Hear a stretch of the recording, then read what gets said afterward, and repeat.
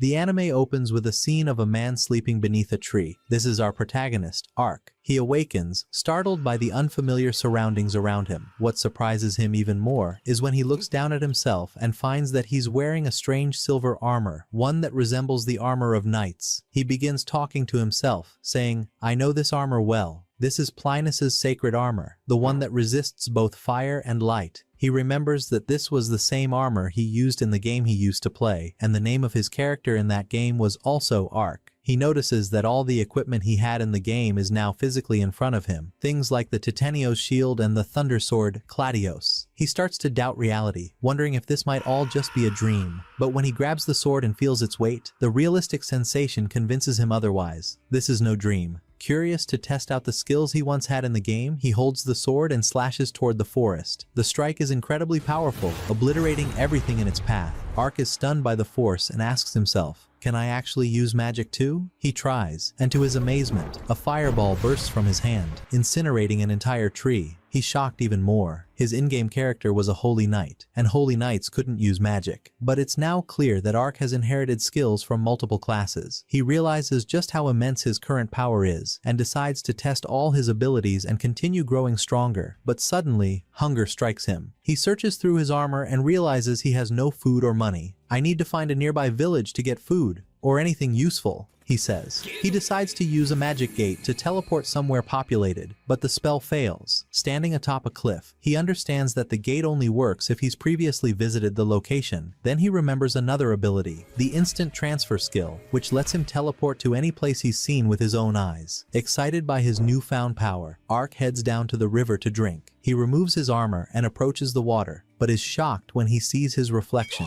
He remembers that he had chosen the skeleton character model. Now he understands, if anyone saw him like this, they'd assume he was a monster, so he decides never to remove his helmet around people again. He continues onward, eventually arriving at a small village. As he walks through it, he catches the scent of delicious food, but, lacking money, he moves on. Then he hears voices down a side alley. Curious, he peeks and finds a woman yelling at a man because he didn't bring her the information she asked for. She says, "The deal was just to investigate." Success wasn't guaranteed. Frustrated, she turns away and storms off.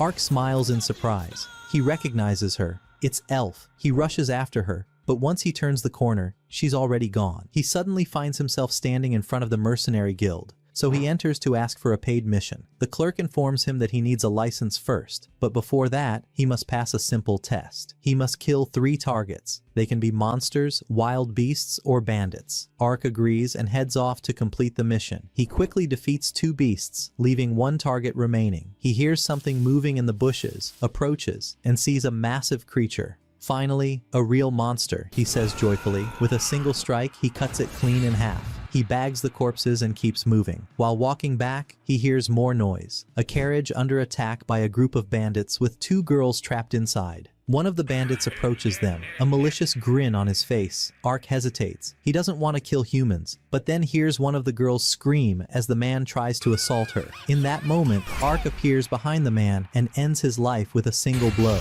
The remaining bandits freeze in shock at how quickly their leader was taken down. They try to flee, but Ark cuts one down and finishes off the rest effortlessly. He then approaches the 2 girls. The maid introduces herself as Rita and says the woman Ark saved is Lauren, of the House of Louvre. He asks them to change clothes while he finishes clearing the bodies. He looks over the scene and thinks to himself, "I feel no guilt, even though I killed people." He burns the bodies and takes the loot. Soon after, Lauren returns in clean clothes and thanks him for saving them. She asks if he'd be willing to accompany them on the road, if he doesn't mind. He agrees, and they travel together. On the way, Rita asks for his name. He replies, "I'm Ark." Later, Ark returns to the guild and hands in the corpses. The clerk is surprised by how fast he completed the task, praises his strength, and explains that he must collect soul stones from the monsters he defeats. These stones are used for magic and weapon crafting. The clerk gives Ark his license. Ark then heads to the inn, books a room, and orders food. He eats with pure satisfaction, holding a soul stone in his hand and thinking,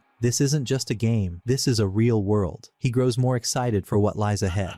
The next day, Ark takes on a new mission, a simple one, protecting a girl while she collects medicinal herbs. He reveals that he chose this specific task to avoid larger missions that could expose his identity. He travels to a small village and asks an old man for directions. The man points him to the right house. Ark arrives at a modest home. A young girl opens the door, fear in her eyes at the sight of the giant knight before her. He asks her if she's Marka. Surprised, she responds, "I'm Marka." He introduces himself. "I'm Ark, the knight assigned to protect you on this mission." Relieved, she offers him tea and asks if they can head out immediately. He agrees, and they set off. As they walk, Ark notices how hurried her steps are, so he asks why she's rushing. After hesitating, she admits that she's doing this job behind her mother's back. If her mother found out, she'd forbid her from leaving the house, so she wants to finish quickly and return before her mother gets home from work. She then shares her story. Gathering herbs was her late father's job. May he rest in peace, before he passed away a year ago. Since then, her mother has carried the burden alone. That's why Marka decided to help however she could. Ark was deeply impressed by her noble goal, and he felt ashamed of himself. At her age, he had cared about nothing but playing and sleeping. Marka began picking flowers, and Ark noticed she had vast knowledge of herbs.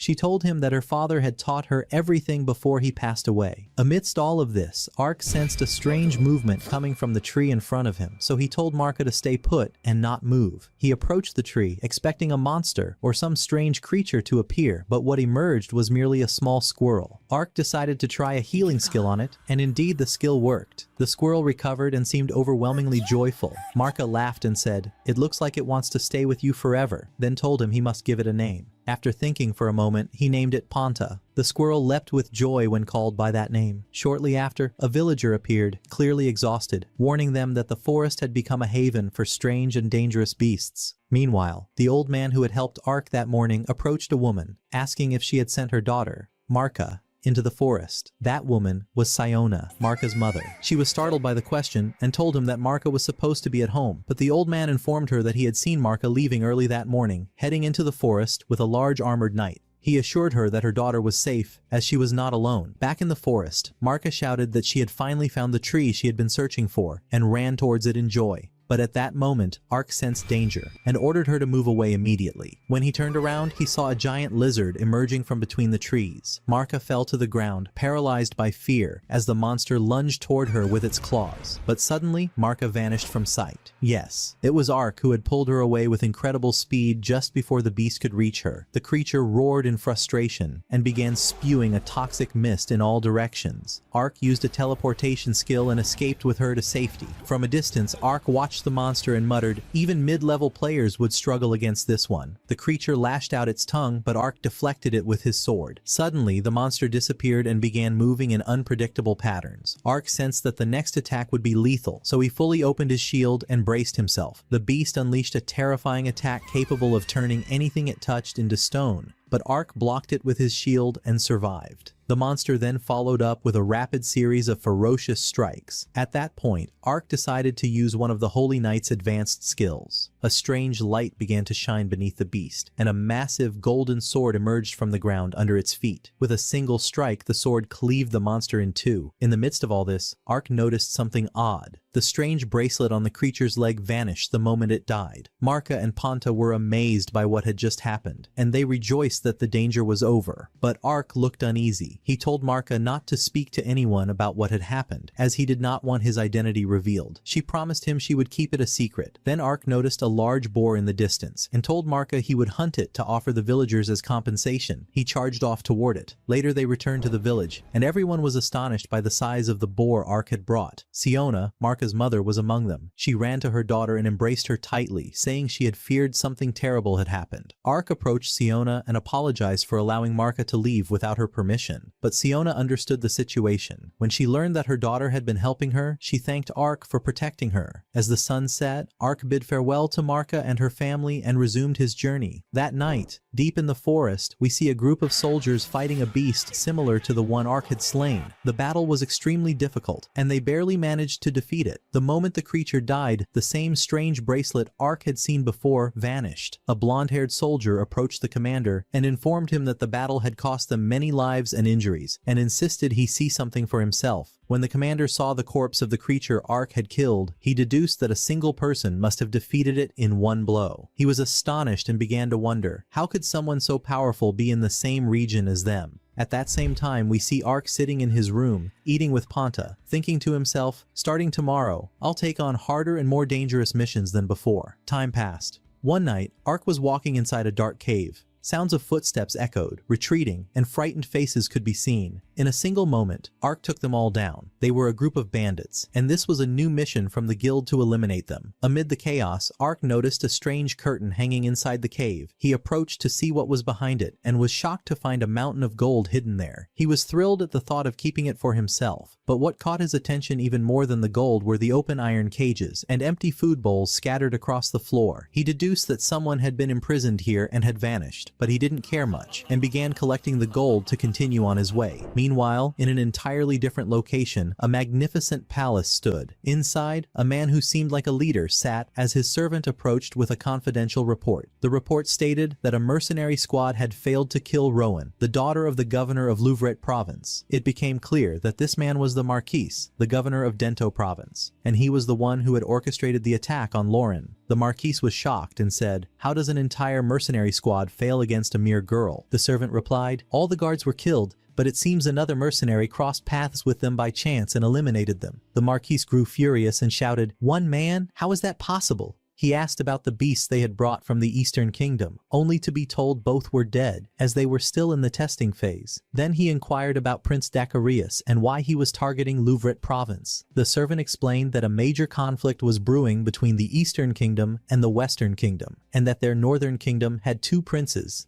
Siket and Dacarius. Dacarius was receiving support from the Eastern Kingdom, while Louvret province was aligned with Siket, who in turn was backed by the Western Kingdom. If the Western Kingdom discovered their ties to Dacarius, they would destroy them instantly. The servant then spoke about a new product they were about to distribute on the market, and warned the Marquis not to attract the attention of Princess Yuriana. Finally, when asked about his son, the servant revealed that the Marquise's son had personally gone to oversee the product's distribution. Back to Ark, he was leaving the cave with his friend and the friend's daughter, carrying a bag full of gold. Suddenly, he was attacked by a swift sword strike, but Ark dodged it effortlessly and prepared for the second blow, which he blocked with his sword. When he looked ahead, he was stunned. It was the same elf he had seen earlier in the city. She spoke to him with hostility, demanding that he return the children he had kidnapped. It seemed she believed him to be one of the bandits. Ark tried to explain, "Wait, there's been a misunderstanding," but she snapped back, "I will never speak to a filthy human like you, especially one who preys on others." Just as she was about to strike, she suddenly froze upon seeing Panta. She whispered in disbelief, "How can a spiritual creature be with a human?" Ark was surprised and said, "A spirit creature? How? It's well known that spiritual beings are incredibly rare, and it's even rarer for them to approach humans willingly." At that moment, the elf explained to him that Pont chose to accompany him after Ark saved his life. Realizing that Ark had not lied, she apologized for attacking him. Ark accepted her apology and asked why she was in that area. She told him that a group of bandits had been kidnapping elf children and selling them as slaves. Ark then remembered the cages he had seen in the cave and told her that he hadn't found any children inside them. The elf concluded that she had arrived too late. Ark offered to help her, but she refused, saying, "This is our problem. We don't need help from humans." Her deep hatred for humans was obvious. She turned and left, while Ark stood there, lost in thought. That night, we see him sitting in his room eating and saying to himself, "I have to help her, no matter what." The next day, Ark entered the elves' forest, searching for the girl he had met the day before. Suddenly, he heard the scream of a young girl. He saw her running, and behind her was one of the bandits, grabbing her by force and shouting for his leader, who turned out to be Olden, the son of the regional governor himself. Olden was furious that they had only captured young girls. He drew his sword and said to the girl, "If you don't humiliate yourself before me, I'll hurt you." She begged and apologized, but he still slashed her with his sword while laughing. He then ordered his men to carry her to the cart. Ark had been watching everything from behind the trees. He was about to step in when suddenly the elf from yesterday appeared, and in one strike, she took down two of Olden's men. She shouted in anger, "I will kill you one by one." One of Olden's followers screamed, "She's a dark elf. Her price is incredibly high." They began to move toward her to surround her, but as soon as one got close, she severed his hand before he could touch her. A fierce battle began. She started killing them one after another, but Olden grabbed another young girl from the cage, pointed his sword at her, and threatened the elf, causing her to freeze to protect the children. Olden laughed, thinking he had won, but at that moment, Ark appeared behind him without any warning. He said to the elf, "I'm sorry, I can't keep my promise to stay out of this."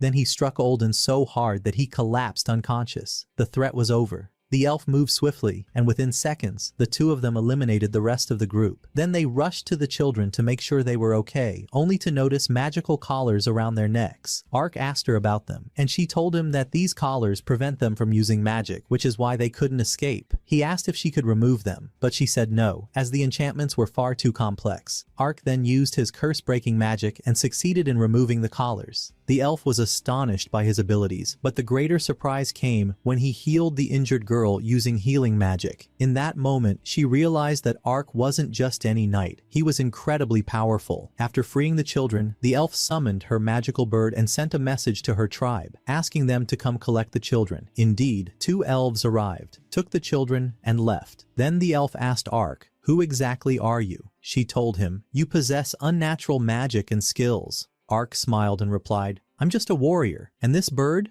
is my travel companion." It was then that we learned the elf's name, Arya. She was one of the warriors of the elven tribe. She thanked Ark for everything he had done. At that moment, another bird arrived with a message indicating the location of a new kidnapping group. They were now in Dento province. Arya looked at Ark and asked, "Didn't you say you were a mercenary? I need your help. Will you join me?" Ark agreed immediately. Then we see him standing before Arya after she offered to work with him. He said, "Your friends might refuse my help." Arya replied, "There's a high chance they will. They're elves, and most of them don't trust humans." But she continued confidently, "I used to be like them. But when I saw you, I didn't see hatred or contempt in your eyes like I do with most humans. And a spirit creature trusts you. That doesn't happen easily." Ark responded, "If that's the case, I accept. Let's begin this journey together." They shook hands, and that was the beginning of their new alliance. Later, we see Ark using a teleportation gate to transport himself and Arya to a location near the Little River, with Dento province directly ahead of them. Arya was amazed by his ability to use this kind of magic so easily. She said, "You can use teleportation magic? That's extremely rare and difficult."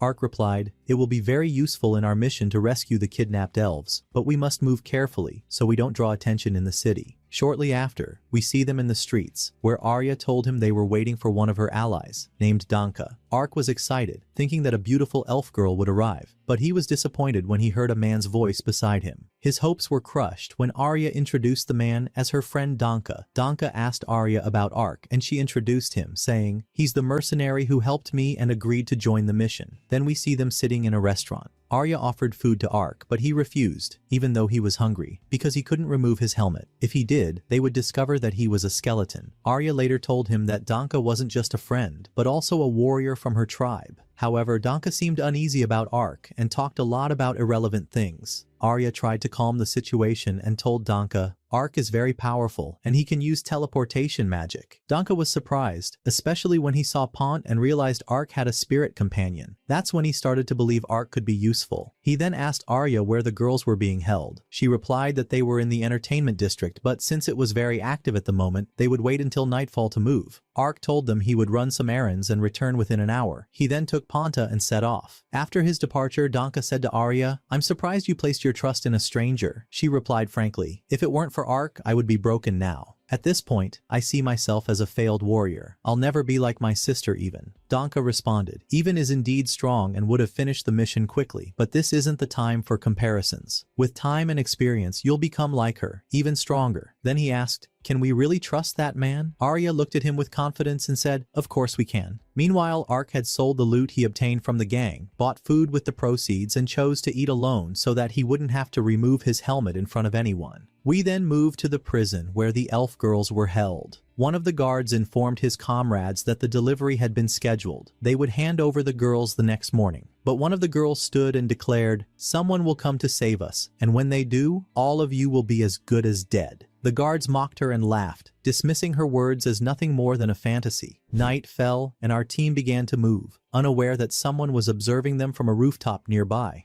They reached the back entrance of the place, only to find it guarded heavily. Ark suggested using teleportation magic, but Arya warned him that the light might attract attention. However, Ark surprised them by using a short-range teleportation technique, allowing them to enter undetected. They moved cautiously inside the building and entered one of the rooms where they found corpses and fresh bloodstains, clear evidence that someone else had been there before them. They decided to split up to find the children more quickly. Ark entered another room and found it filled with corpses as well. Suddenly, a weapon was thrown at him. It turned out that the one who had been watching them was a ninja girl. Ark noticed that she had a tail and ears like a cat's and immediately realized she was a ninja from her style. The girl was startled that he had seen through her and was about to attack him, but she stopped when she saw Ponta. She said, "It's impossible for someone with ill intentions to be trusted by a child with such innocence." They began talking, and she told him she was also there to save the girls. She informed him that the captives were being held in Elbow. Before leaving, she handed him some documents and said, "These will be useful. Also, there's an important piece of information. 2 elf girls are being held in the governor's mansion." The ninja left, and Ark opened the documents, only to be shocked. They were slave purchase records, and the name of Governor Dento was listed among them. He returned to Arya and Danka, showed them the papers, and said, "The girls are in Elboa, and 2 others are in the governor's mansion." Arya asked him, "Where did you get this information?" He kept the ninja's secret and said he had interrogated one of the guards. Then he asked, "What's your plan?" They replied, "We'll free the children first, then head to the governor's mansion." In the middle of the conversation, a guard entered and asked, "Who are you?" They tried to fight him, and Kree used fire magic to kill him. They moved toward the place where the girls were being held, killing anyone who stood in their way. They opened the cell, and Arya reassured the girls before they began escorting them out. Thus, they completed the first mission. Ark used teleportation magic to transfer them all outside the city. He noticed magical collars around the girls' necks and used curse removal magic to break them. Danka was stunned and said, "You can use curse removal magic that easily? No one can match you." Afterward, they agreed that Danka would take the girls to a safe location, while Ark and Arya would head to the governor's mansion to rescue the others. Ark then used instant teleportation and brought Arya with him to the mansion. At that moment, the ninja stood at a distance beside someone and said, "That night understood what it means to be a ninja.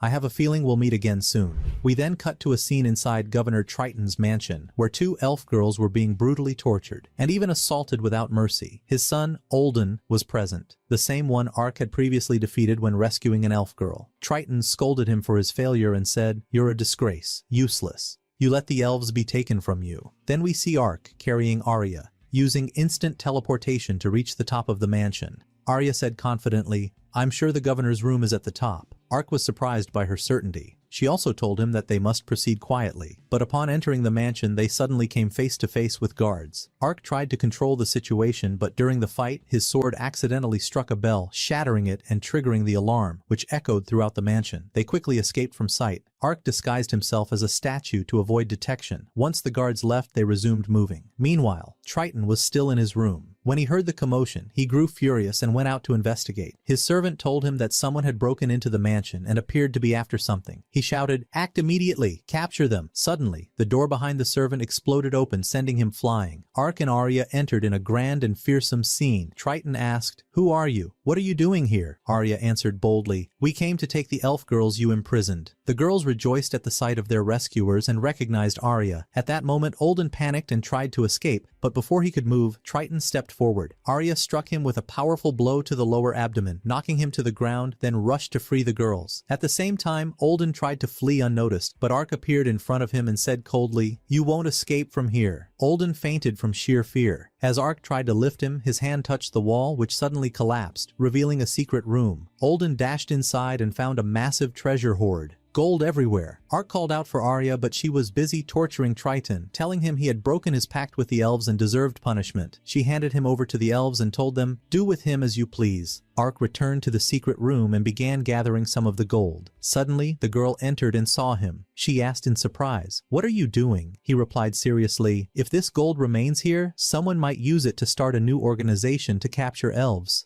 The girl understood and agreed, letting him take what he needed. Moments later, violent explosions rocked the mansion. Ark asked Arya, "Were you the one behind those explosions?" She replied, "No. I have no idea where they came from." He quickly said, "We need to leave now." He opened a teleportation gate and transported them, with the gold and money, to a riverside far from the city. Ark began to think deeply, trying to figure out who was behind the explosions. He suspected that the ninja girl they had encountered earlier was responsible. At that moment, Ark said to Arya, "I've completed my mission with you." She remembered and handed him a pouch of money, saying, "This is your payment, though it won't be as much as what you got from above." She then asked about his next plan, and he replied that he wasn't sure yet and had no specific idea in mind. The girl offered that he accompany her to Elflatea, the land of the elves. Ark felt an overwhelming joy inside, but he asked her, "Will they even allow me there?" Understanding his concern, Arya told him that to enter, he must meet someone known as the Chosen One and gain his permission. Ark said, "I cannot remove the armor I wear." She replied, "At the very least, you'll have to take it off in front of the Chosen One."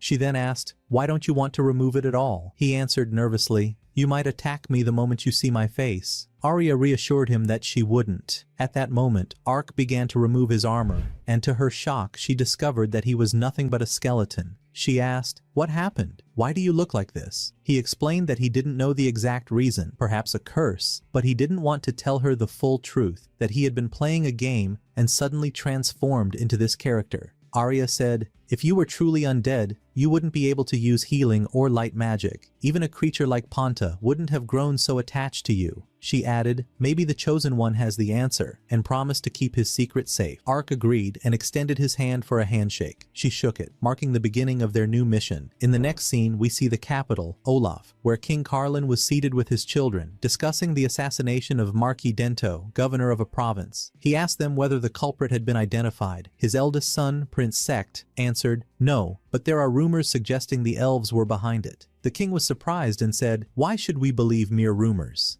Sect replied, "Because Marquis Dento violated the treaty. He kidnapped elves and sold them as slaves." Princess Uriana was shocked and said, "He might have actually done that." But the third prince, Decrius, rejected the idea, saying, "These are baseless rumors with no proof," and grew angry that his brother was doubting the Marquis. "It is inappropriate to question the nobility of the kings based on empty talk," he said. The king ordered them to calm down, adding, "No accusations without evidence. We must launch a thorough investigation." Decrius showed discontent at the decision, while Uriana said, "If these acts prove true, then the treaty with the elves will be broken, and this will affect our relationship with both the elves and the other kingdoms. We must act swiftly and begin negotiations before the situation worsens." The king ordered her to travel in person to start negotiations with the elves. At the same time, Ark and Arya were on their way to Elfland. As night approached, they were forced to camp by a river. They began fishing to prepare food, and the night passed peacefully. Elsewhere, Princess Uriana appeared upset. Her maid asked,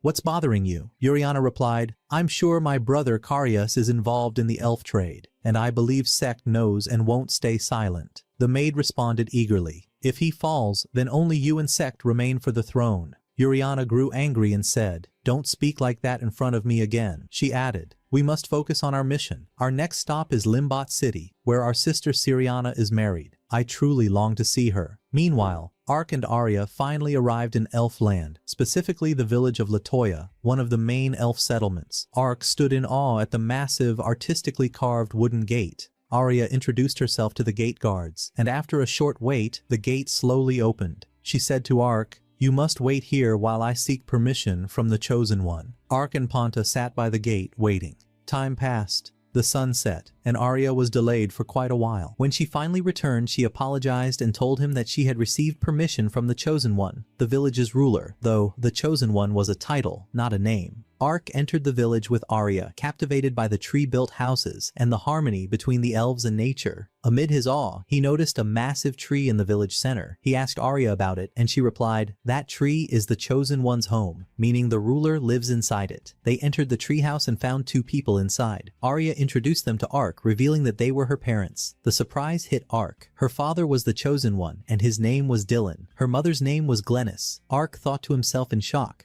"So, Arya is a princess." During the conversation, Dylan thanked Ark for helping his daughter but expressed concern that attacking the Marquise's estate might cause problems and strain relations between humans and elves. Arya tried to defend her actions, stating that it was the humans who broke the treaty first. Her father responded that the treaty only permitted attacking the kidnappers' hideouts, not noble estates. Ark intervened, saying the assault was necessary to rescue the captive elves and that he had witnessed the atrocities firsthand. Dylan listened and said he would present the matter to the Council of Elders and would demand documentation proving Marquis Dento's involvement in the elf trade. Arya insisted on joining him and explaining everything herself, and he agreed. Glennis entered carrying food and they all sat down to eat together. Ark hesitated to remove his helmet, but Arya reassured him that she had already told her parents everything about his condition. Feeling at ease, Ark removed his helmet for the first time in front of someone other than Arya and began to eat with them. On the following morning, Ark awoke to discover that Arya and her father had traveled to a village called Maple to attend the Senate Council meeting. Moments later, Glennis appeared and offered to take him on a tour around the village to introduce him to various places. As they wandered, Ark noticed that all the villagers were staring at him with astonishment. Soon after, he encountered 2 elves he had previously rescued. They thanked him for what he had done for them, then departed.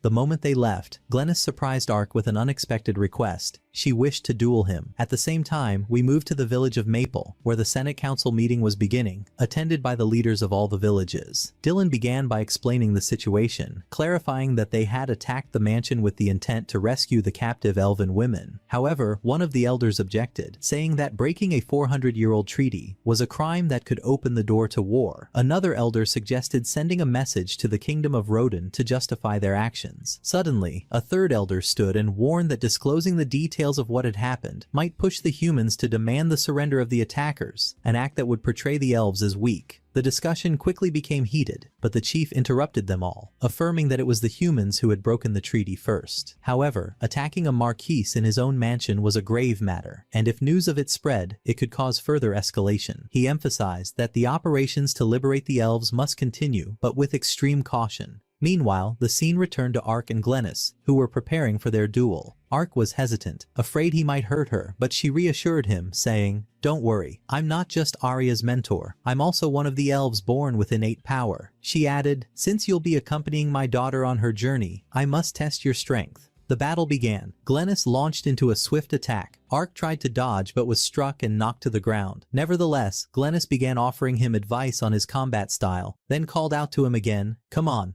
Get up, let's continue." In his heart, Ark said, "I must learn the art of the sword." But no matter how hard he tried, he could not overcome her. Every time he attacked, she parried his strikes with ease. Meanwhile, Arya and her father were on their way back from the meeting. She apologized to him, but he told her her intentions were good and that he would allow her to continue her mission to liberate the elves. He also officially declared that Ark would join her as an official companion. On the road, the father remembered they were near the home of his other daughter, Ivan, and suggested visiting her. Arya was shocked when he told her that Ivan was getting married next year. "Ivan?" she exclaimed. She was obsessed with fighting. How did she suddenly decide to marry? But soon enough, Ivan appeared, running toward them and embracing Arya tightly. Their reunion was deeply emotional. Ivan told Arya that she was proud of her and had heard about the number of elves she had rescued. But Arya, feeling shy, replied that she still had a long way to go. They all sat for a while, chatting and discussing Ivan's engagement. Then Arya bid farewell, and they continued on their way. We return once again to Ark, still dueling with Glennis. Exhausted and worn out, he decided to try a new move. Suddenly, he used instant teleportation and appeared behind her. Glennis was caught off guard, but quickly composed herself and used her incredible speed to land several swift blows, knocking him down once more. Laughing, she said, "That's enough sparring for today. I've got work to do."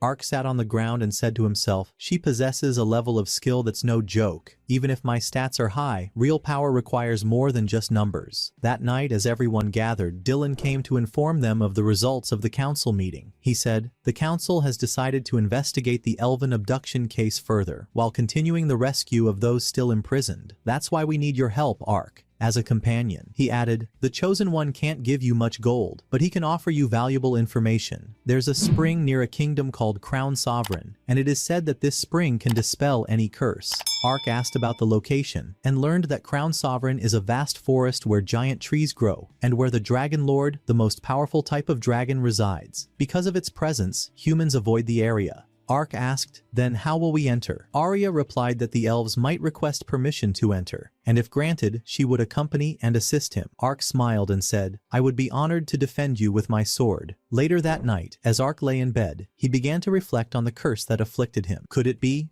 I'm truly cursed? He wondered. He decided to try a curse-breaking spell, casting it on his hand. To his shock, his hand transformed into a human form. He stared at it in disbelief, but it didn't last long. Soon, it reverted to its skeletal form. He kept trying, again and again. Each time, the hand returned to bones. At that moment, a serious doubt began to grow in his mind. Is my body really under the influence of a powerful curse? The next morning, Ark and Arya set off on their new journey, heading toward Olaf, the capital of the kingdom, to continue the investigation into the elven smuggling case. Ark recalled what happened to him the night before, and he was nearly certain that this was a regenerating curse, a curse that would reset itself no matter how many times he tried to dispel it. Arya noticed his silence and asked, "What's wrong?" He replied, "It's nothing, everything's fine." Moments later she told him they were about to exit the forest. Once they emerged, they were shocked to see giant insects charging at them. Ark began running away like a little child, screaming and laughing. A short while later they were sitting in a small restaurant. Arya teasingly asked him, "Are you afraid of bugs?" He replied, "Of course I'm afraid, especially when they're that big and chasing me." She then opened the map and began explaining the route they would take the next day. She said that people usually go around the forest and rent carriages, but they had decided to take the shortcut, going straight through the heart of the forest. Ark agreed, determined to reach their destination quickly and rescue the imprisoned elves. At that moment, the elderly woman who owned the restaurant was listening to them. She approached and warned them that the forest had become extremely dangerous and that the last 10 people who entered it had been attacked. Arya tried to hide her concern, but Ark reassured her, saying they had to cross the forest to free the imprisoned elves and that the monsters would pose no obstacle for them. We then shift to where Princess Yuriana was, as she was leaving in the royal carriage headed toward the city of Limblot. Meanwhile, a masked figure stood atop a distant tower, silently watching her, his face hidden. Back to Ark and Arya, they walked through the forest until they reached its center, the area rumored to be where monsters typically appear. Ark asked her what she was thinking about. She replied, "The wolves the old woman spoke of are called the haunted wolves. Their tails are incredibly soft and are used as wedding gifts. My sister's getting married soon, and I want to get one of those tails as a gift for her." Amid this conversation, they both sensed something moving around them and immediately prepared for battle. A wolf lunged at Ark, but with a single strike he split it in half. To their surprise, the wolf vanished. It had been an illusion. The rest of the pack appeared and attacked Arya, but they too turned out to be illusions. Ark began to remember that this type of wolf relied on deception and illusion, attacking in groups under the leadership of a highly intelligent alpha. He tried to counterattack, but the number of wolves kept growing wildly, and the illusions wouldn't stop. At that moment, Arya launched a fireball at one of the wolves, but when more came, she drew upon the power of earth and, in a single blow, wiped out all the surrounding beasts. Ark was amazed by her strength and thought to himself that she truly was a skilled warrior. He then realized that the only way to win was to kill the alpha. He looked up and saw the alpha wolf standing on a distant cliff. Ark used his teleportation technique to instantly appear beside it and tried to strike,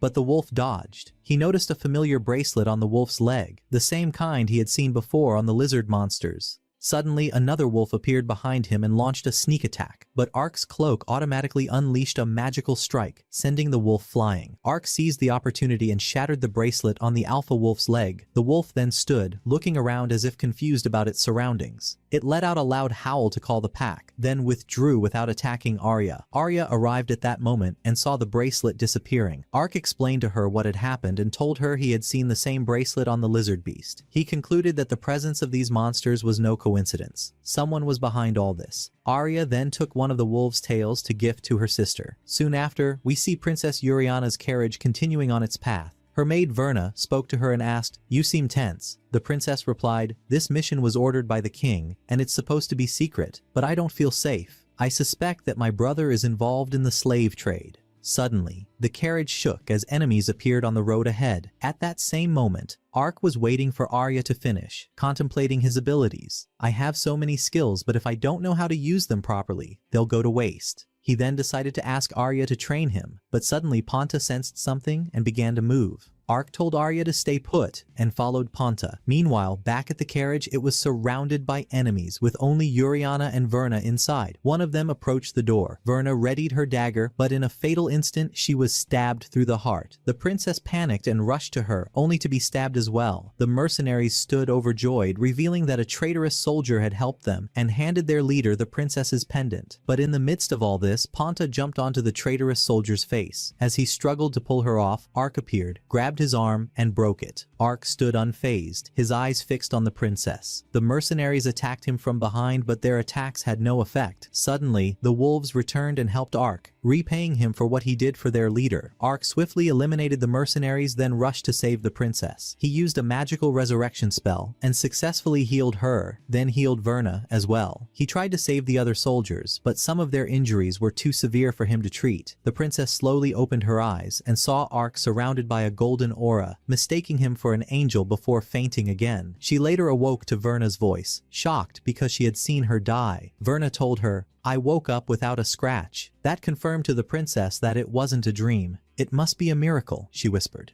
Later, she gathered the soldiers and addressed them, declaring that they must continue their journey as they carried a great responsibility. From a distance, Ark watched and said, "I thought she was just a noble, but she's truly royalty." After that, he returned to Arya. She asked, "You took your time. Where were you?" But he didn't tell her the truth. They were ready to continue their journey to the capital. Upon arrival, Ark was fascinated by the city's lively atmosphere. Suddenly, they noticed a quarrel in the crowd. A young girl spotted Ark and approached him, saying, "I'm glad to see you again." She was the same ninja girl he had met at the Marquise's mansion. Arya asked Ark who the girl was, as he hadn't told her about her before. Ark explained that she was the one who had given him information about the elves being enslaved in the Marquise's palace. She introduced herself as Chiyome, one of the 6 ninja of the Genjin clan, and told them they needed to go somewhere private to speak. Later, we see them sitting in a hotel room. Ark and Arya introduced themselves to Chiyome, who started with an odd question. "Did you have gold when you first met me?" Ark was confused by the question and thought to himself that she looked like a ninja anyway, so why ask? But then he remembered that kind of thinking was from his original world. He replied, "In my homeland, there are spies who wear the same clothes. We call them ninja." Chiyome told him that the name ninja was known only within their clan, a closely guarded secret. The great founder of the clan had given them that name when he established it. That meant Ark and the founder came from the same homeland. He asked her if the founder was still alive, and she replied that it had been 600 years ago. That made Ark suspect that someone else like him had been transported to this world 6 centuries ago. Arya then spoke and asked Chiyome what matter she wanted to discuss. Chiyome, clearly distressed, hesitated before saying that she needed their help to free her captured companions, demi-humans. She promised them valuable information about the people they were seeking in return, but Ark replied that unfortunately he couldn't help her because he was committed to helping Arya on her mission. Still, deep down, he wished he could. He then turned to Arya and asked for her opinion. Arya felt sympathy for Chiyome because her life mirrored her own, so she decided that she and Ark would help her. At the same time, in a completely different part of the royal palace, we see Prince Karyas in a state of extreme anger, as the Haunted Ones were no longer responding to commands as they once did. One of those present interjects, saying, "It's possible that someone has broken the seal." Karyas sharply asks him, "Does that mean Yuriana is still alive?" The man responds, "So far, they haven't been able to determine her location. It seems she is acting with great caution."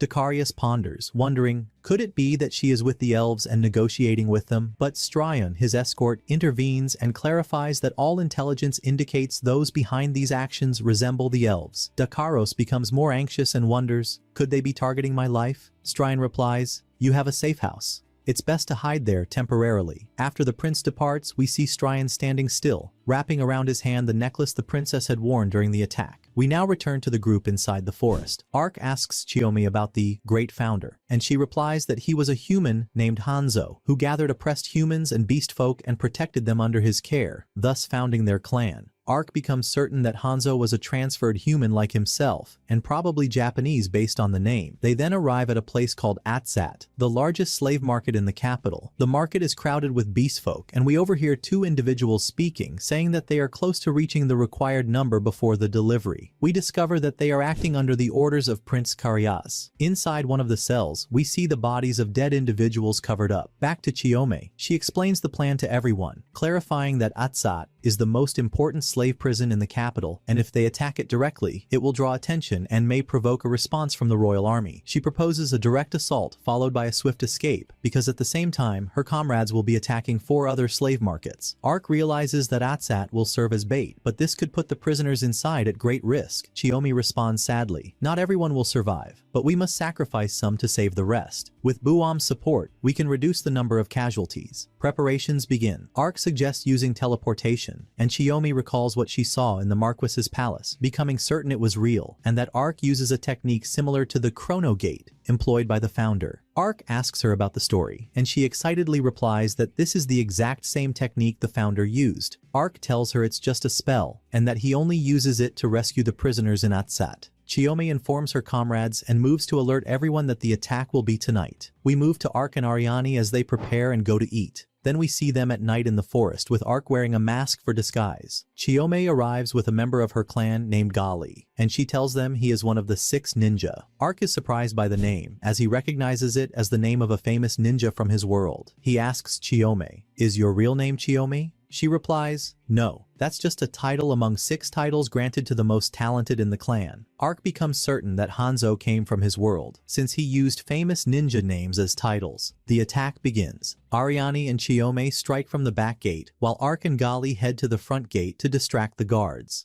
The guards spot Arc and Gali and warn them not to come closer. Suddenly, one of them charges and breaks through the gate. Arc begins the assault using earth magic, hurling massive boulders at the guards. Gali uses the iron oxidation technique that breaks every weapon it touches. Then they perform a joint attack, where stone spikes erupt from the ground, piercing through the rocks and destroying the area completely. At the same time, Ariane and Chiyomi enter from the back gate, which is unguarded because the soldiers are occupied with Arc and Gali. Chiyomi has the key and easily opens the door, and they enter quickly and carefully to reach the slaves, but 2 soldiers notice them and Chiyomi uses one of her skills to kill them in a single strike. The sound of battle reaches another group of guards who rush toward the source, but Ariane activates her flame-enhanced sword and swiftly kills them. They begin descending the stairs to where the slaves are held. Chiyomi introduces herself as a member of the Genshin clan and opens the cells for the slaves to escape. Some guards appear, but Ariane gives them no chance and kills them instantly. At the same time, Arc and Gali emerge from the rubble of the destroyed building and meet up with Chiyomi and Ariane, who inform them that they've freed all the slaves except those in the back building. Arc says that reinforcements are approaching, so Gali decides to stay behind to delay them and asks Arc to move forward with Chiyomi. Arc, Marcotte, and Chiyomi enter the building, fighting off anyone in their way until they find a strange door leading to an underground tunnel. They descend and reach the cells, beginning to free the slaves. Chiyomi pauses before a particular cell and feels something strange, a foul stench emanating from within. When she enters, she finds the cell filled with the corpses of her own clan members. One of the female prisoners tells her that the sick and wounded are not sold and are left to die here. Chiyomi is deeply affected and apologizes for being late, but Arc comforts her, saying, "We must first move the others to a safe place before reinforcements arrive." At that moment, Arc's prediction comes true, as we find Gali standing at the prison entrance, holding off the reinforcements alone. Then Arc uses his teleportation magic to transport the slaves group after group until all are relocated. After the evacuation is complete, Arc tells both Ariane and Chiyomi that he will leave the slaves under their protection and go to end this chaos himself. He then reaches Gali and sees that the guards are stunned by his strength, but Gali looks exhausted. Gali says, "Everyone inside is now free." Then the two fight side by side, launching a joint attack that destroys the entire area. As the battle rages, they use the teleportation gate and return to Ariane, Chiyomi, and the rest of the freed slaves. Chiyomi is surprised when she sees that Arc brought with him the bodies of her fallen clanmates, and a sorrowful scene begins as they perform the cremation rites with utmost respect. After some time had passed, the scene shifts to Dicarius, who appeared consumed by fury due to the complete absence of news and the lack of any updates. He decides to act himself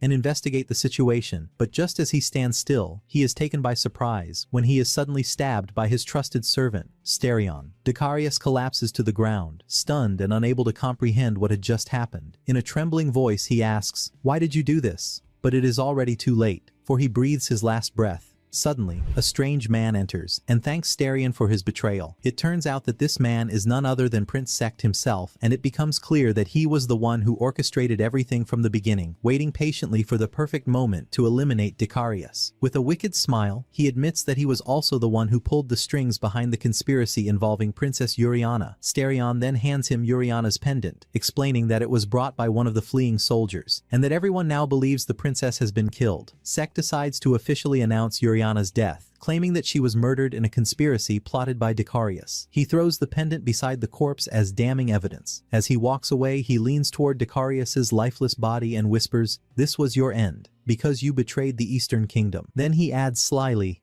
"The throne of Rhodan is now mine alone." The next morning, we are taken to a new scene where we find Ark and the group aboard a boat sailing far from the battlefield. Ark turns to his companion Akame and asks about their next destination. She informs him that they are heading to a hidden village on a mountain called Calcott, where she will share with them all the information she had promised. Meanwhile, we shift to the city Yuriana had traveled to, where she finally arrives. She rushes to her sister and embraces her tightly, telling her how overjoyed she is that she is still alive, especially after the news had spread that Dicarius had killed her. Her sister is shocked and demands details. Yuriana explains that much has happened in the capital, including the fact that Dicarius was killed by Sterion, and that Sect has now become the legitimate heir to the throne. However, Yuriana adds that this alone does not prove he was the one who orchestrated the attack on her, but her sister tells her that her pendant was found beside Dicarius's corpse, which certainly points to Sect's involvement. Yuriana begins to connect the dots and says, if I was attacked at the exact same moment Dicarius was killed, then is it possible that Sect planned all of this?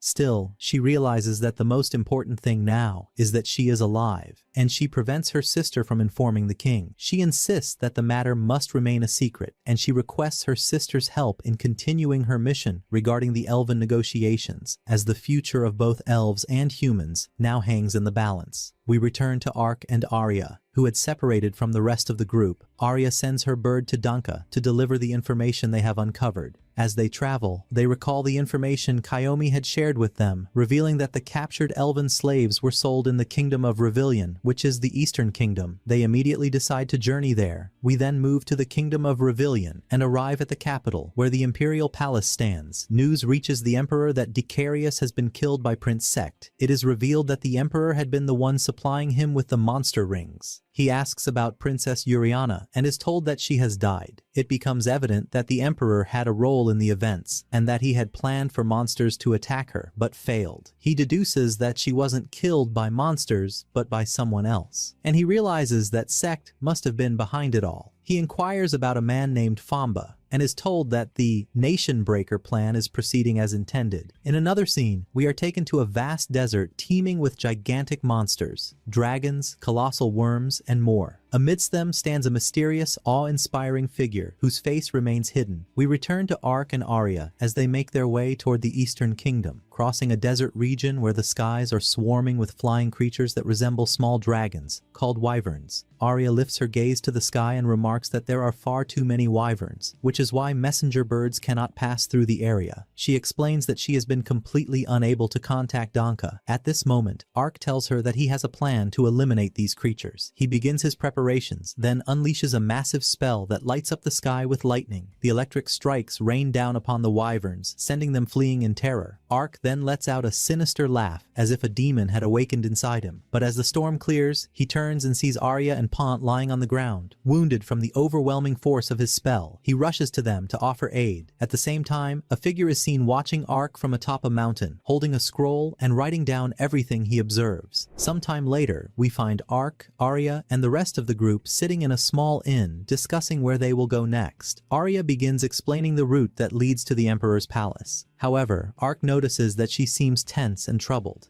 He asks her why, and she responds that the Eastern Kingdom is nothing like the West. The elves here live in constant danger, and she is deeply worried about the fate of the captured elves. As they speak, a strange man approaches and asks if they were the ones responsible for the magic that occurred that morning. He introduces himself as Krasi, and the shocking twist is that he is the very same person who had been observing them earlier. Arya realizes he is a reader elf and quickly covers his ears, scolding him for entering a human village so openly. But to her surprise, everyone in the village knows Krasi and treats him normally. He sits with them and explains that he has lived in this village for 10 years and that everyone there knows and loves him. Arya grows angry and shouts, "How can you live among humans for 10 years knowing what they've done to us?" Krasi responds calmly, flipping the argument around. "And you say that, while you, a dark elf, travel alongside a human and a spirit creature?" Arya is taken aback and replies shyly, explaining that Ark is a special case. Ark then asks Krasi why he came to them. Krasi tells them that he is a biologist who studies monster behavior, but recently the creatures have become wildly aggressive. He asks if they could hunt some monsters for him, or at least bring him their corpses. But Arya interrupts him and says they have a greater mission, and no time to spare. Suddenly, Krasi pulls out a map and presents it to them, saying it will lead them directly to the Empire of Revilion.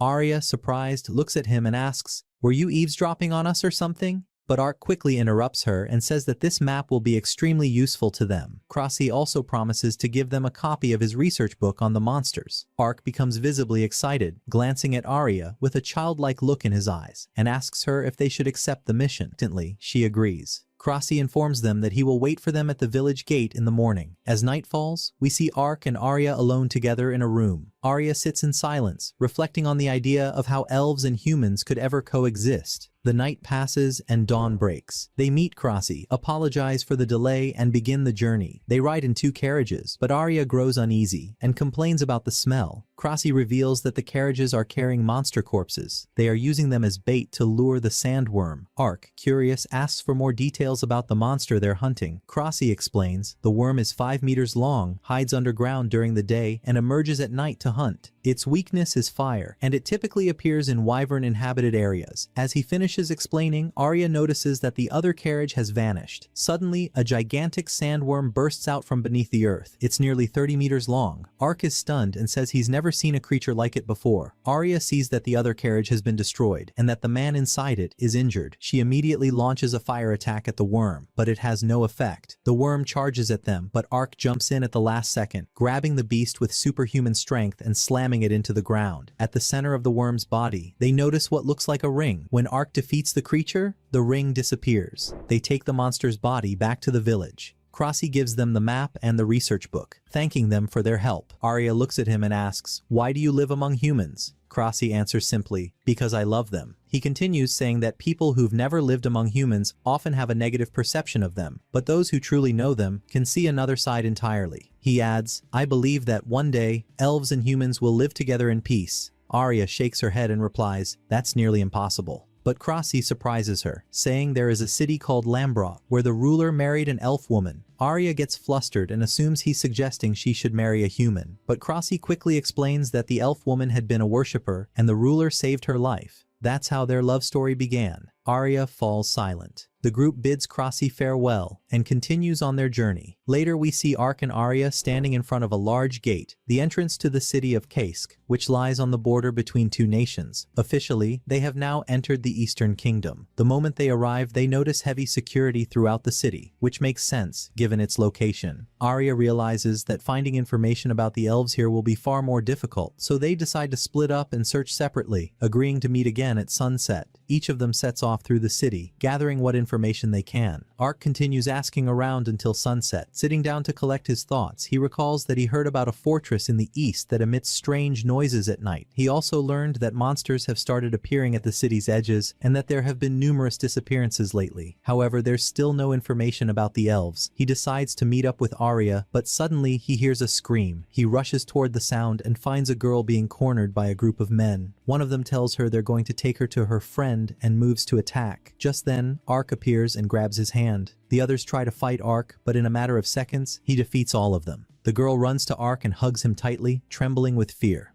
A few moments later, Arya arrives, bringing some new information. But when she sees the girl clinging to Ark, she becomes visibly upset and asks, "Who's this?" Ark explains that the men were trying to harm her and he intervened to protect her. But the girl remains silent, while Arya, clearly jealous, snaps at her, "You don't look hurt to me. You should go home." They leave the area, but Ark notices that Arya's behavior has changed. He asks if something is bothering her. She responds angrily, "Nothing," and they continue walking in silence. Meanwhile, we see the group of men Ark defeated standing inside the fortress. In front of them stands Famba, the same man the Emperor had mentioned before. A massive tiger stands beside him. Famba glares at them and shouts, "You're useless, can't even bring me food." He then says that they'll be the food instead. The tiger lunges at them and begins devouring them, turns to the monsters in the pit and says, "Don't worry, your real meal is coming soon." Back to Ark and Arya, now standing in the distance, staring at the fortress. Arya tells Ark she discovered that an elf had been seen here 4 months ago. Ark replies, 4 months is a long time. She might be dead.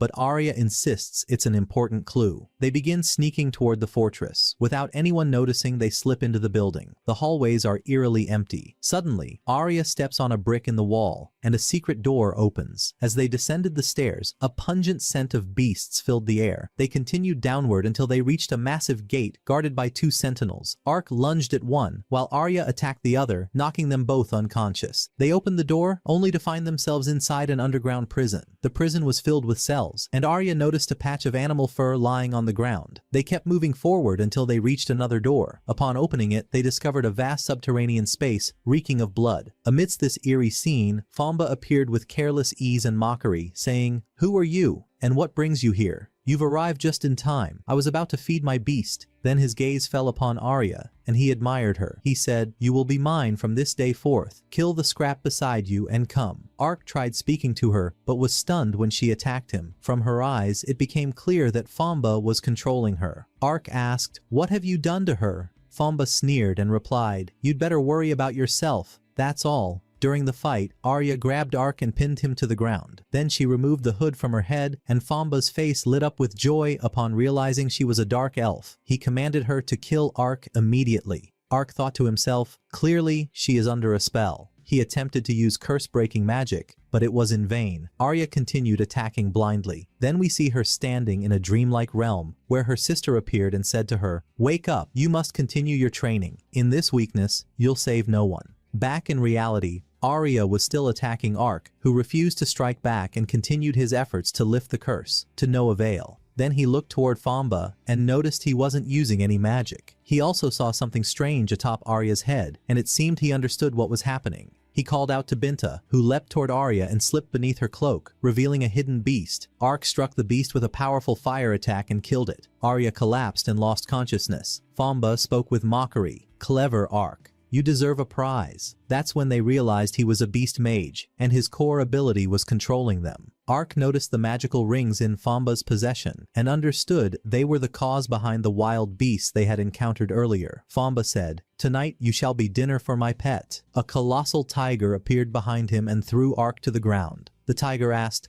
"Where are the elves who were here 4 months ago?" Famba replied, "I don't quite remember. Creatures from all races come here. But now that you mention it, most of them were sent to the Empire for magical experiments, and the rest were devoured by my beast. There was a girl who screamed, but when I tore her limbs apart, she fell silent." Amid his wicked laughter, the tiger's head was suddenly severed and hit the ground. Ark, enraged, declared, "There will be no mercy for you today." Famba responded, "You'll have to do better than that to kill me." He struck the ground with his whip, summoning an enormous wave of monsters. They attacked Ark, but with his sword and a few swift strikes, he brought down colossal creatures with ease. At that moment, Famba warned, "Watch your friend." Ark turned toward Arya and saw a monster attacking her, but suddenly, a water spell enclosed the beast. Chiyomi had appeared. Ark was surprised and asked, "How did you get here?" She replied, "Arya knew, but she didn't tell you." That's when Ark realized it was Chiyomi who had provided Arya with the information. Meanwhile, the entire place began to shake. Famba laughed and said, "Finally, the feast has awakened. You're late." Then he sought to show them his masterpiece as the ground around them began to collapse. Ark tried to pursue Famba, but Chiyomi called out, "We must save Arya first." Ark carried her, and with Chiyomi's help, used teleportation magic to escape before the area crumbled. They emerged on the surface. When Ark looked ahead, he was shocked. The legendary beast Hydra had awakened, a massive creature with 5 heads, and it was clear that tremendous destruction was imminent. Later, we see Ark and the group after escaping, with Chiyomi standing before the beast, unable to believe that a human could control such a creature. Ark looked at Hydra and noticed 5 magical rings affixed to its body. Chiyomi said, "We must prepare ourselves well before confronting it. This beast is no ordinary foe." They decided to retreat, but unfortunately Hydra noticed them and stared with a terrifying gaze. Ark quickly warned them and said to Chiyomi, "We must be extremely cautious."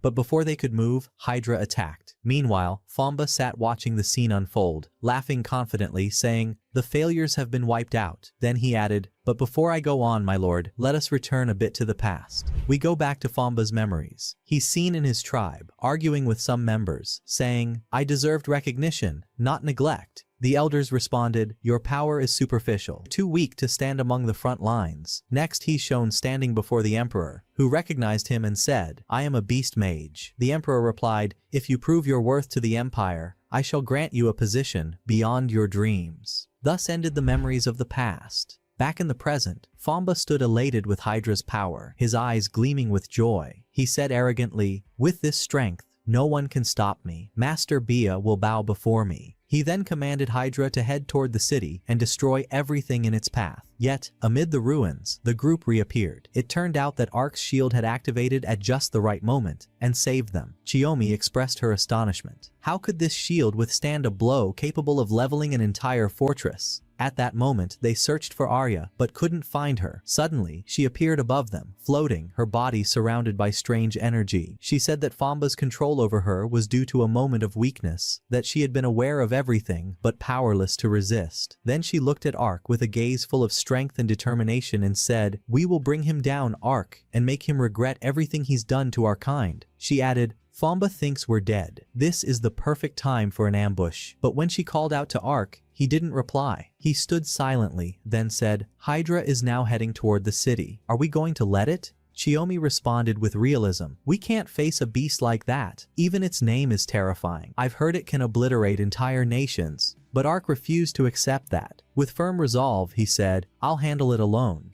Meanwhile, we shift to the Emperor's palace, where his servant informed him that Hydra's evolution was complete, and that Famba's magical rings were ready, but they still needed Famba to control the beast. The Emperor placed a hand on his chin and said, "I shall decide Famba's fate myself." Back in the city, alarms were blaring. The commander ordered civilians to evacuate to the outskirts. Soldiers prepared for battle as Hydra readied its attack. Just as it was about to strike, a sudden blow from the sky blocked its path. Indeed, it was a strike from Ark's sword who had intervened, but to everyone's shock, the blow did nothing to Hydra, not even a scratch. Hydra retaliated, striking at Ark, who evaded it and swiftly countered with a blow to its abdomen. Then, moving beside one of its heads, he delivered a powerful strike, severing one head and sending it crashing to the ground. In the midst of everything happening, Famba is struck with shock upon discovering that Ark is still alive, despite the blow he had previously received from the Hydra. The Hydra prepares for a new assault, readying 3 of its heads to strike Ark all at once. Yet Ark teleports and dodges the attack. But suddenly, one of the heads grabs him midair and pins him down, allowing the other 3 to lunge at him. Ark is stunned and exclaims, "Is it willing to sacrifice an entire head just to kill me?" The heads come crashing down on him, but his magical shield activates, protecting him completely, and the head holding him vanishes entirely. At that moment, Ark decides to use a high-tier skill exclusive to the Holy Knights. He opens an enormous gate above the Hydra, from which descends a colossal sword. With a single mighty strike, he cuts through the 3 heads at once, but his joy is short-lived, for the heads begin to regenerate again. Then Ark resorts to a type of magic he has never used before, declaring that its maximum limit is only 5 minutes. He opens a summoning gate and calls forth a hellish beast named Evert. Evert appears before the Hydra, his features marked by full readiness for battle. Meanwhile, Arya and Kiyomi are running through the forest when they notice the beast Ark has summoned. They also see Bonta moving in a certain direction and follow him until they reach Famba, who is still attempting to control the Hydra. Amidst all this, Arya launches a fiery strike at Famba, but he dodges it and says, "Have you come to kill me? Didn't you witness the power of the Hydra?" She responds, "That's the Hydra's power, not yours. You are nothing." Her words infuriate him, and he recalls what had happened to him in the past, using his voice to summon the beasts that had attacked them before. The beasts charge, but Arya eliminates them all in mere seconds, saying, "Don't expect me to fall into the same trap twice." Famba loses his temper and commands the Hydra to attack them, but Kiyomi catches him off guard and strikes the mark on his body, the tattoo that had granted him control over the Hydra. And so, the Hydra is fully freed, no longer under any control. In the heat of it all, Arya draws her sword and approaches Famba with the intent to kill. He tries to use his voice to attack her, but her magic burns him instantly. He screams, "I was only following the Emperor's orders." But Arya replies, "No need for apologies. Send them to him when you see him." Then she delivers a fatal stab and burns him to nothingness. At that moment, we see Evert attacking the Hydra, tearing off 2 of its heads in a single blow. The Hydra becomes frightened, realizing it is no match for Evert, and attempts to flee. But Ark blocks its path, grabs its tail, and hurls it into the air. Then he commands Evert to strike, and Evert obeys with a crushing blow that completely vaporizes the Hydra, leaving not a trace behind. Moments later, morning breaks, and Ark moves to check on Arya and Kiyomi. Just then, a message bird arrives to Arya, carrying a letter from Denka, informing her that Princess Yuriana has received an elder from the Alpha people named Fangaz, and that Arya's father was present with them. Meanwhile, we shift to Yuriana, seated with Fangaz and Arya's father. She tells them that the mission to search for the Alpha will now fall under the responsibility of the Kingdom of Rodan, and declares that it was the humans who first broke the pact. She swears to atone for that sin. Fangaz responds, "I am pleased with your offer, but what is the true reason behind it?" She explains that her elder brother, Prince Sect, is supported by the Western Kingdom, while Prince Dacarius is backed by the Eastern Kingdom, both of whom despise the other races. If either of them ascends the throne, the Alpha will be persecuted again. Therefore, she seeks the Alpha's support in her bid for the throne, promising to protect their lands from any and all assaults. Fangaz accepts her proposal and says it is for the sake of coexistence between humans and Alpha. The princess rises and extends her hand to him, saying, "The age when we shall live together is near." He shakes her hand in return, marking the beginning of a new era. We then return to Ark and the others as they journey forward. Ark notices that Arya seems lost in thought, and he asks, "Aren't you happy with what we heard?" She answers that she's simply surprised humans have chosen to stand beside the Alpha, and asks, "Do you think the day when humans and Alpha will truly coexist is near?" Ark simply gazes at her without replying. We then move to Prince Sect's palace, where he receives news of Princess Yuriana's survival and the success of her negotiations. He feels that his chances of reaching the throne are now threatened and begins to suspect his men, doubting that any of them can be trusted anymore. At the same time, we see Yuriana lying on her bed, reflecting on all she has gone through, realizing that she had indeed died, and what happened to her was nothing short of a miracle. She decides she will not squander that second chance and will fulfill her duties completely. Then we shift to the King of the East, who receives news of the deaths of both Hydra and Famba, and he laughs a strange laugh, saying, "No matter, but I want to know who killed the Hydra."